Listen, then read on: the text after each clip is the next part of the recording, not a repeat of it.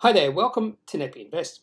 One of the main reasons I started this video channel was to share ideas with other investors because there is well over 2,000 companies on the ASX, lots of small companies, and more than likely most investors won't have the time to sift through all the companies, and I thought I could share some of these ideas with you. And if you do like what you hear in one of my videos, hopefully that will give you the impetus to do more research on that company. Now, the company I'll be featuring in today's video is a company I have looked at in the past, but there are a few reasons why I'm not that interested in taking a position in this company just at this point in time. And I'll talk about those reasons during the video, but just because I'm not interested doesn't mean you don't have to be. So hopefully you might like what you hear in this video and to decide to do some follow-up research. And I will be focusing on Family Zone, the company I'll be featuring in this video, their Appendix 4C for the December quarter. So let's get stuck into it. And the first thing we have to talk about is what exactly Family Zone does. Family Zone is all about cyber safety for children. So Family Zone is something that might be popular among for parents and also within schools. And what they're trying to do is allow kids to be kids and empower parents to manage screen time for the kids, block adult contact, limit social media, limit online gaming, track all smart devices, manage in-app purchases, and set bed and study times. Now, when I was a child, we didn't have stuff like this. The amount of distractions in my life were quite small. And as an adult now, and not really understanding the amount of distractions that kids do have in today's world, which would be fairly high because most kids have their own phone, I would assume, and on that phone they can look at YouTube all day, play games all day, that sort of thing, because I do a lot of that myself. So there needs to be a way where parents have to track what their kids do, because studying and that sort of thing is still very important. So I definitely understand why there is a need for what Family Zone is doing. I had a quick look at Family Zone's pricing structure. Doesn't seem too bad. They do have a risk-free trial period for 30 days. They also have a Family Zone premium subscription, only $69. Doesn't seem too extensive. And that includes Family Zone app for children devices to protect them when they're out and about. So this is not only about protecting the children when they're at home or in the schools, it's also when they're going downtown with their friends and stuff like that. They also have the Safe Family Bundle, initially $149 and then $7 per month after 12 months. So that includes a Family Zone Premium and the Family Zone Box, which lets the parents manage unlimited devices in the home, including guest devices, which I found interesting. So when their 93-year-old grandmother comes and visits, they're able to control what the grandmother does, which is very important, which actually reminds me that it's good that parents have this ability to control what their children do. But there will come a point in time, particularly towards the end of high school, where parents need to give the children a little bit of independence, because when they get to university, they have 100% independence. And it's very important that children learn that independence. So that's the one thing I think parents will have to learn once the kid grows up through high school. Now to some facts about Family Zone. This company was founded in 2014 and listed on the ASX 2 years later on the 29th of August 2016. Current managing director is Tim Levy. He has a 1.7% holding in the company. Not a lot of skin in the game, but a little bit. So I do like to see skin in the game, because that means the priorities of the management are aligned with my priorities to grow the business. But not only that, is to grow the business without too much dilution. And that is one problem I do have with Family Zone over the past 6 years. The two major shareholders of the company are McCusker Holdings with 11% holding and Regal Funds with 6%. Now comes a couple of things or a couple of red flags about the company. The first one is the market, $323 million. That's at a share price of 45.5 cents. That does seem a little bit too high for my liking in regards to this company, because there's a lot of risks moving forward. I'll talk about those risks when we look at the financials. The other big red flag about Family Zone is the shares on issue right now. Doesn't seem too high, 712 million. There's a lot of other companies out there with way more shares on issue. But when Family Zone IPO'd in 2016, they only had 62 million shares on issue. So the amount of shares this company has increased has almost 10, or actually it's more than tenfold over the past 6 years. That means this company has been highly dilutive to shareholders over the past 6 years. And that is a big red flag for me. And one of the reasons behind that, there's two main reasons, but one of the reasons behind that is they are losing a lot of cash in their business, and to maintain cash for working capital in the future, they need to raise cash. The other reason they raise cash is because of acquisitions as well. And the ticker code for Family Zone right now is FZ0 or O. Now let's have a look at the financial state of Family Zone, and these numbers are for the financial year 21, and in the brackets, that is the financial year 20. This company is growing, but revenue for financial year 21 was only $9 million. And with a company having a market cap of over 300 million, I would like that to be a little bit higher. But then you might argue maybe it's all about the growth of the company and growth expectations. The market is expecting this company to grow considerably over the next few years. So we would probably say that is a possibility. But when you look at the operating cash flow, negative 15.5 million in financial year 21 and negative 8.3 million in financial year 20, the company has actually increased their cash burn over the past year. I would like that operational cash flow to be much better than negative 15.5 million. So that is actually a fairly big red flag for me, and one of the reasons they've had to raise a lot of cash over the past 6 years, and why this company has been highly dilutive to shareholders. And of course, because they're not operational cash flow positive, they are loss-making, and in financial year 21, they actually lost $21.9 million. In the previous year, that was negative 17.6 million. So this company is burning through a lot of cash and is not profitable right now. Now we get to the annual recurring revenue. And if you compare the annual recurring revenue from June of 2021 to December 2021, you might say or think this company is growing at a considerable rate. It jumped from 15.3 million to 52 million. But the reason there was that significant jump was because of the acquisition they made. So this annual recurring revenue growth is mostly because of acquisitions, not organic growth. They have $34 million of net cash. They made or had a significant capital raising because of that acquisition, but most of that cash they raised in that capital raising went straight to that acquisition. And the price to sales ratio, 34.9, is way too high for me. I need to see way more growth in this company to justify a price to sales ratio of 34.9. Now, that number will get better potentially when we see their half-yearly results in about a month's time, because the sales will have increased by a fair bit because of the acquisition. So to take into account the acquisition and the annual recurring revenue of 52, if you divide the price by the annual recurring revenue, you're only going to get a number around 7, which is much better than what we're seeing with the price to annual recurring revenue based off the half-year or yearly numbers, which is 20.5 million. So right now, the valuation metrics are screaming this company is way overvalued for my liking anyway. But when we look at the half-yearly numbers in February, some of these valuation metrics will come down a fair bit. But that's not the end of the story, and I'll talk about more about that story when we look at the most recent Appendix 4C.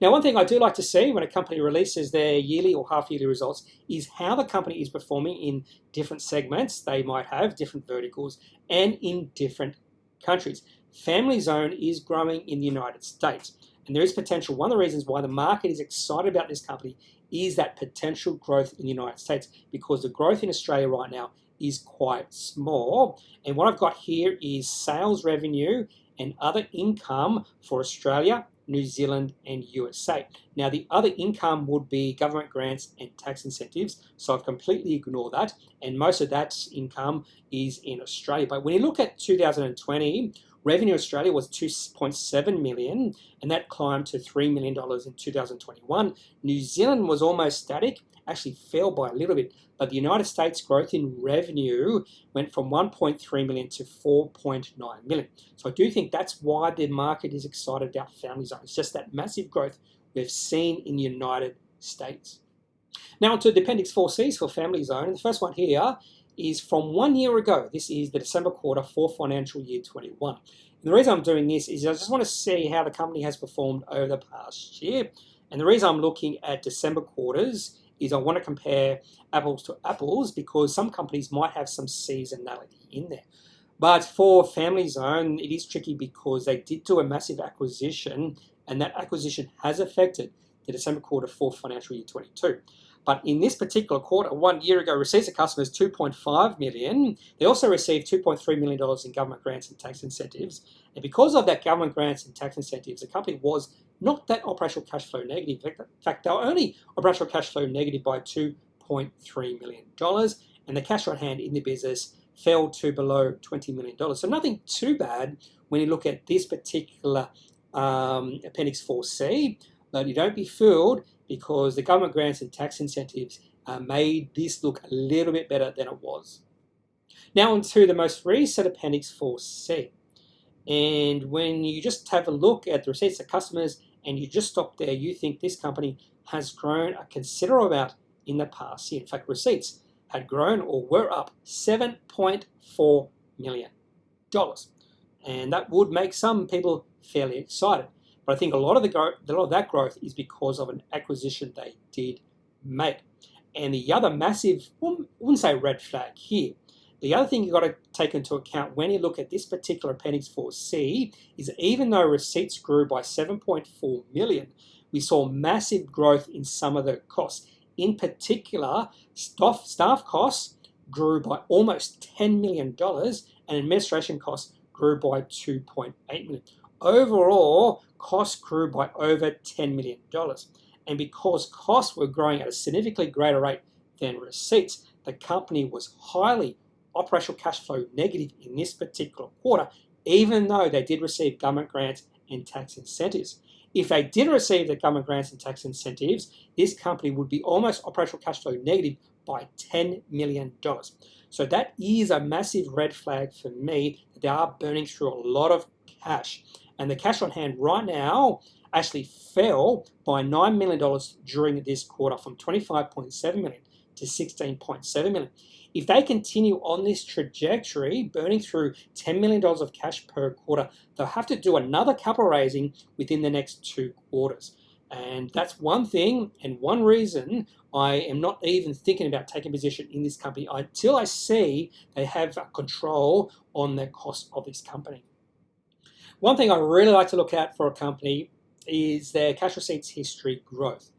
And the reason I'm talking about cash receipts history is just because these companies that do release Appendix 4Cs release cash receipts 4 times a year. I do this also with companies that release only half-yearly and yearly results. And I always want to see growth in receipts or revenue over time. If I don't see that, that is a massive red flag. Maybe I shouldn't say massive red flag, but that is a red flag because if you don't grow your receipts or your revenue through time, the only way you become more profitable is by decreasing costs. And decreasing costs isn't something you can do for an infinite amount of time. So I want to see growth in receipts, growth in revenue before I move forward doing further research on a company. And definitely through time, Family Zone's receipts have grown. They've grown from $50,000 in the September quarter 2016 to $10 million in the most recent quarter. But if you look at the most 2 recent quarters, we see a massive spike in cash receipts. And that's because of that massive acquisition this company made. And usually I will calculate a compound quarterly growth rate in receipts, but because of this acquisition, it has skewed the growth in receipts. And I would have liked to see some mention of how they've grown organically, because that's very important to me, is organic growth versus acquisition growth. So at this point in time, the company is growing, but a lot of this growth we've seen is because of acquisitions. I want to see organic growth. Now I'm going to go and look at a couple of charts for Family Zone. The first one here is the weekly chart going back to when they listed on the ASX. And the next chart we'll look at the daily chart. And just looking at the weekly chart, their Family Zone has gone through phases where it's in favor and times when it's completely out of favor. In fact, we can see three definite periods right here. The first period where they were definitely in favor was back in 2017 when the share price rose from about 14 cents to a high of about $1.05. But back in those days, there was nowhere near as much shares on issue as there are right now. So even though the share price went to a high of $1.05, the valuation of the company was significantly lower than it is now. And then from that high, we saw in October 2017 to the end of the COVID-19 financial panic, this company was out of favor, and the share price fell from the $1.05 all the way to a low of 6.5 cents. And then as we came out of COVID-19 financial panic, we saw a massive amount of volume coming in, and that's just that increase in retail investors during that period. And that was the next, or the beginning of the next fad phase for this company. Share price rose from 6.5 cents to about 80 cents, and the next high was reached in about August, September of last year. But the last 4 or 5 months, this company has gone out of favor, and that hype has died away, and the share price has almost fallen from about 50% from its most recent high. Now let's have a look at the daily chart for Family Zone, and this goes back to late September 2020. And from that time all the way to September, October of last year, there was positive sentiment in this company, and the company's share price was in an uptrend. I've only included two moving averages on this chart, which is the 50-day and the 100-day moving average. Those are shown in blue, which is the shorter-term moving average, and in purple, which is the longer-term moving average. And those moving averages are going up. And whenever you see the shorter-term moving average above the longer-term moving average, that is telling us the share price is an uptrend, and that is telling us that there is positive sentiment in the company. And that sentiment started to shift towards late September into October. And we started to see share price fall consistently. And then we saw a dead cross, which is when the shorter term moving average moves below the longer term moving average. And that was confirmation that sentiment had started to turn in this company, and the trend in the share price had shifted from an uptrend to a downtrend. And that downtrend was really confirmed over the last 5 trading days, just after they released their Appendix 4C. Now, when Family Zone did release their Appendix 4C, the reaction from the market was quite muted. The share price was between about 57.5 cents and 60 cents. And then in the last trading week, when there was overall negative sentiment in the market, the share price of Family Zone fell 7%, 7%, 7%, and then 5% over 4 consecutive trading days, with the share price falling from about 59 cents to a low of 44 cents. And this was just confirming the share price of Family Zone had moved into at least a short to medium term downtrend.